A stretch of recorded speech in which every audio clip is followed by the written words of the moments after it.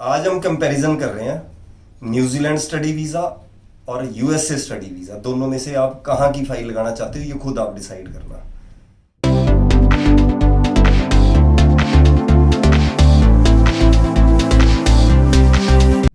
नमस्कार, मैं Rajesh Bansal hike visa consultant से।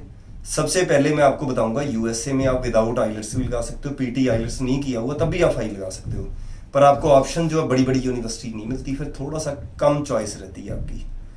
अगर हम न्यूजीलैंड की बात करेंगे, अगर बच्चे ने +2 की हुई है तो 52, 51, 53 नंबर पे भी फाइल लगा सकते हैं +2 वाला बच्चा।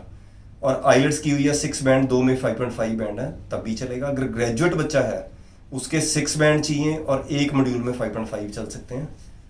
और पीटी में 58 नंबर है तो ज़्यादा बेटर है, उससे कम ना हो तो ज़्यादा सही रहता है। कम में भी हम एडमिशन दिलवा देते हैं, पर इतने हो आपके कम से कम ओवरऑल।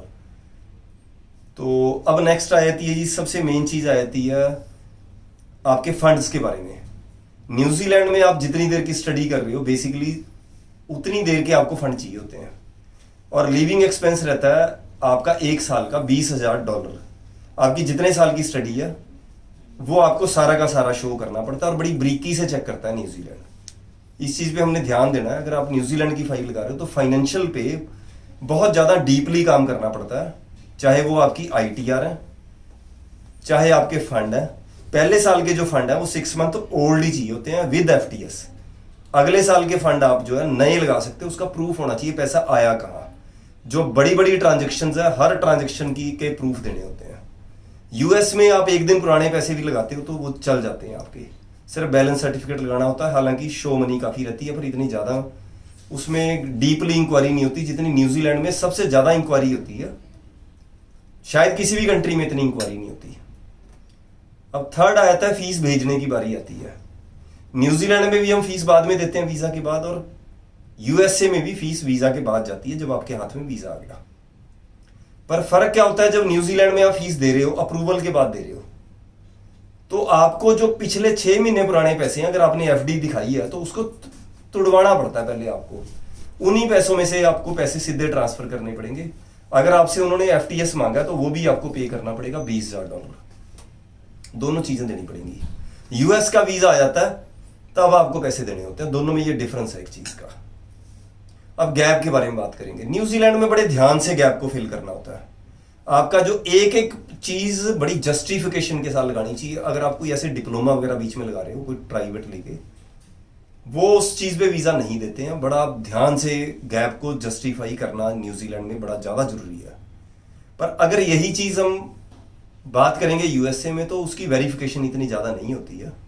पर आप सही से उसको आप लगाते हो, एक एक चीज के बारे में पता हो है तो आपको गैप के जो चीज में आपने गैप में लगाई है, क्योंकि वहां पे जाके फेस टू फेस इंटरव्यू होना है यूएसए में जाके, तब बच्चा फंस जाता है अगर उसको नहीं पता अपने गैप के बारे में। थर्ड बात करते हैं इंटरव्यू की। न्यूजीलैंड में जो टेलीफोनिक इंटरव्यू होता है जी, आपका फोन पे इंटरव्यू आएगा और आपने खुद देना है। बच्चा जो तैयारी अपनी प्रॉपर करेगा, अपने क्वेश्चन आंसर आप दीवारों पे लगा के रखो। एक हाईलाइटर होता है, उससे अपने पॉइंट्स बना लो। आप हर चीजों को अलग अलग रखो, अपने फंड्स को अलग रखो, कितने कितने फंड है। आप एक आपकी प्रीवियस स्टडी के बारे में पता होना चाहिए और आगे जाके जो स्टडी कर रहे हो उसके बारे में पता होना चाहिए। SOP में आप क्या लिख रहे हो उसके हिसाब से आपको इंटरव्यू देना। उससे बाहर जाके आप बिल्कुल नहीं बात कर सकते। अगर आप जो चीज लिख चुके हो उससे बाहर जाओगे तो आपको वीजा नहीं मिलेगा। अब बात करते हैं यूएसए के अंदर। फेस टू फेस 4-5 सवाल होते हैं, 2 या 4 सवाल पूछेगा वीजा ऑफिसर। उसको लगेगा बड़े कॉन्फिडेंट हो, आपको चीजों के बारे में पता है, ईजी होता है इंटरव्यू। अगर सही से आपने कंडक्ट कर लिया तो आपको 100% यूएसए का वीजा मिल रहा है। अब नेक्स्ट क्या चीज आती है अभी, आप अपनी जो फाइल कर रहे हो SOP से लेके हर चीज के बारे में हमें खुद इन्वॉल्व होना है फाइल के अंदर। कई बार हम सामने वाला जो कंसल्टेंट है हम उस पर चीजें छोड़ देते हैं, उससे वीजा आता आता रह जाता है। बारीकी से चीजें चेक करनी है। ऐसा कोई कंसल्टेंट नहीं है जो आपसे ज्यादा बेटर आपकी फाइल को समझ सकता है। हो सकता है उससे मिस्टेक हो जो उस पर 100 फाइलें चल रही हैं। आपने ये नहीं सोचना कि ये कंसल्टेंट बहुत ज्यादा एक्सपर्ट है, मेरी फाइल ज्यादा अच्छा करेगा। ऐसा कभी नहीं होता। आपको अपनी फाइल के बारे में पूछने का 100% हक है। अगर वीजा रिफ्यूज हो जाता है तो कई बार कंसल्टेंट वो चीजें हाइड कर देता है जिस करके उसको पता होता है मेरी मिस्टेक है। तो अपनी फाइल की हमने बड़ी बारीकी से चीजें चेक करनी है लास्ट तक, क्योंकि आप पैसा भी आपका लग रहा है, आपकी लाइफ भी आपकी दाव पे लग रही है। इन चीज़ों पे बहुत ज़्यादा ध्यान देना है। हाइक वीज़ा से अगर फाइल आप लगाते हो तो आपको 3 चीज़ों में, इसमें हमें एक्स्ट्रा इसमें क्या करते हैं, हर फाइल के अंदर में एक लॉयर को ऐड करते हैं। इसमें क्या होता है, 3 टायर सिस्टम कह देते हैं इसको। एक तो बच्चे के साथ शेयर करते हैं हर पेपर, एक हमारी कंपनी बड़ा अच्छा काम करती है, बड़ी एक्सपर्ट टीम है हमारी, पर इसके बाद भी हम एक लॉयर को बच्चे की फाइल में हायर करते हैं। उससे बेनिफिट ये होता है कि बच्चे का वीज़ा नहीं आना तब भी वीज़ा आता है। क्योंकि मेरा ये मानना है, खुद का मेरा मानना है ये, कि आप अगर इंसान है वो मिस्टेक कहीं ना कहीं कई बार कर देता है। अगर हमारे से मिस्टेक होगी तो बच्चा चेक करेगा, बच्चा अपनी फाइल में देख लेगा, यार ये चीज़ सर आपने गलत लिखी है। और ऐसा नहीं है कि जो बच्चे कहीं की भी फाइल लगा रहे हैं एक अपना पेपर को देख ना सकें, वो बड़ी जो लिखी हुई चीज़ों को बच्चा पढ़ लेता बड़ा इजीली, उसको कोई इतनी दिक्कत नहीं होती।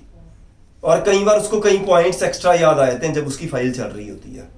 अगर हमारे से दोनों से भी मिस्टेक होगी तो हमने लॉयर बीच में हायर किया होता है, तो वहाँ पे चीज़ें जाके वेरीफाई हो जाती हैं। हाइक वीज़ा से पहले बहुत ना के बराबर चार्ज लेता है, और कोई ओरिजिनल पेपर नहीं हम लेते, ट्रांसपेरेंसी से काम करते हैं।